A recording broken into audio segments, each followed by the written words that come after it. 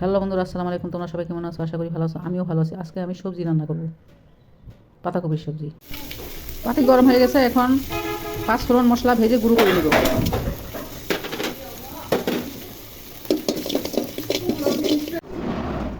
শুকনো মরিচ ফোড়নে দিব, তেজপাতা ফোড়নে দিব, জিরা ফোড়নে দিব, পেঁয়াজ কুচি দিয়ে দিব,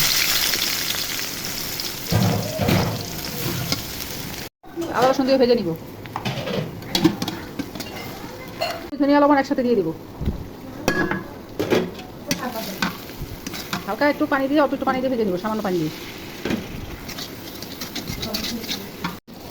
একটু পানি দিয়ে কষিয়ে নিব, অল্প পানি দিয়ে কষিয়ে নিব। এখন মটরশুঁটি দিয়ে দিব, দিয়ে কষিয়ে নিব। এখন কেটে রাখা টমেটোগুলো দিয়ে দিব, নেড়ে চেড়ে কিছুক্ষণ ভেজে নিব।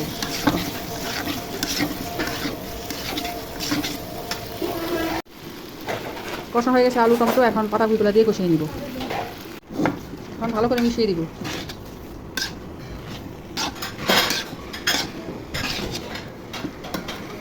নেড়ে ছেড়ে দিব। সিদ্ধ হইতেছে, এখন পানি ছেড়ে দিয়েছে।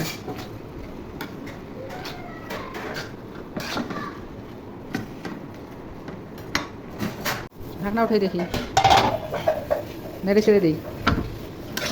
আলু সিদ্ধ হয়ে গেছে, রান্নাটা গুঁড়া মশলা দিয়ে শেষ করবো। আর কিছুক্ষণ রান্না করব।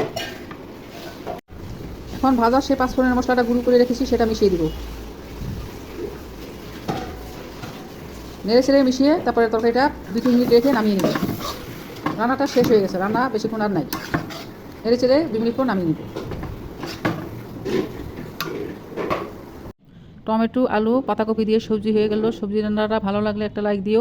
আমার ইউটিউব চ্যানেলটা সাবস্ক্রাইব করে আমার ফেসবুক পেজ ফলো করো। খোদা হাফেজ, বাই বাই। নতুন কোনো রান্নার রেসিপি নিয়ে আবার আসবো।